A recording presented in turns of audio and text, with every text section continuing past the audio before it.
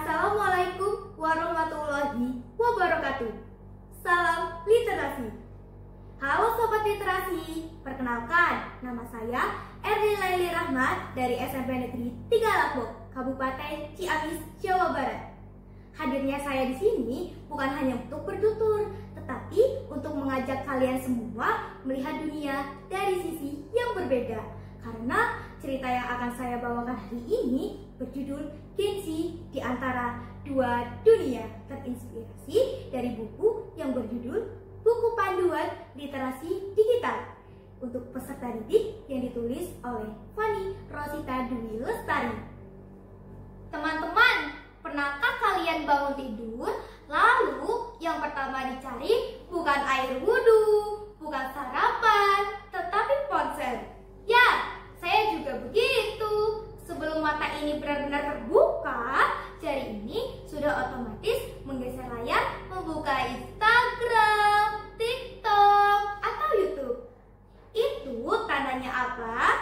Itu tandanya saya adalah bagian dari Gengsi, generasi yang katanya melek digital, tapi kadang justru terjebak di dunia digital.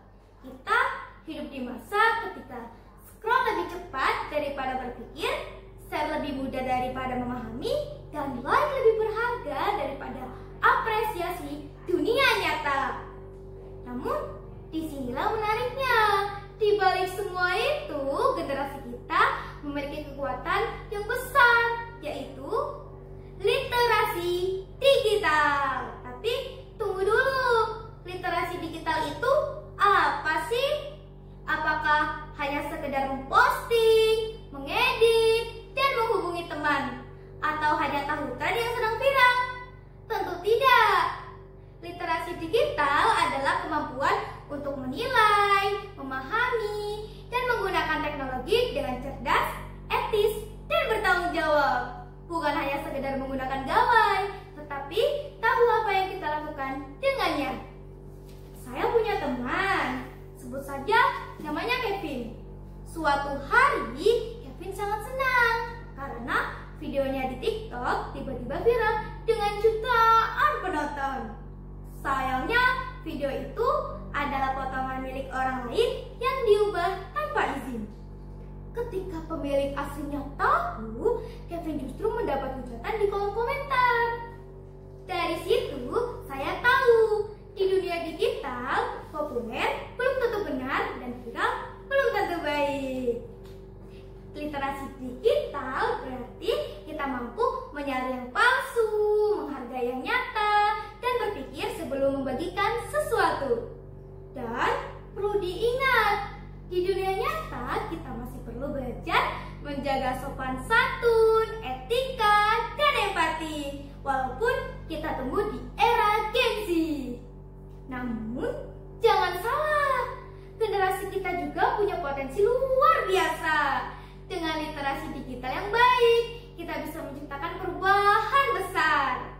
Buku ini mengatakan kita bisa menggunakan media sosial bukan hanya untuk hiburan, tetapi untuk edukasi, edukatif, dan kolaborasi sebagai sumber belajar.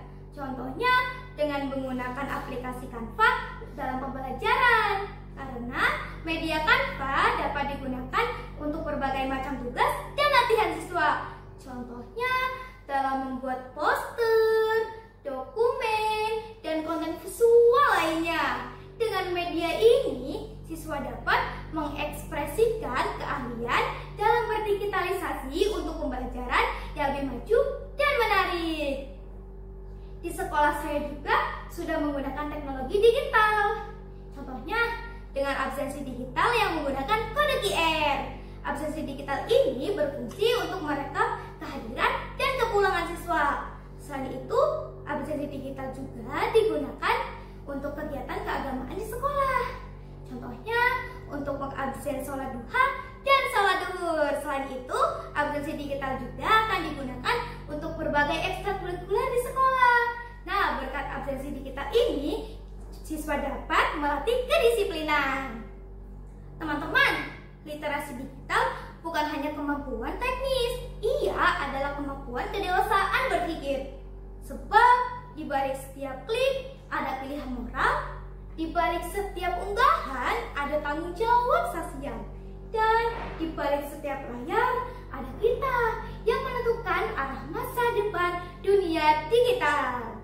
Gunakan teknologi digital dengan bijak, bukan hanya untuk kesenangan, tetapi untuk kebaikan. Karena kita harus tetap berbijak dalam bermedia sosial, dan pada akhirnya Gen Z bukan hanya literasi digital, tetapi generasi yang pandai dan bijak dalam memakai digital. Sekian dari saya. Terima kasih. Wassalamualaikum warahmatullahi wabarakatuh.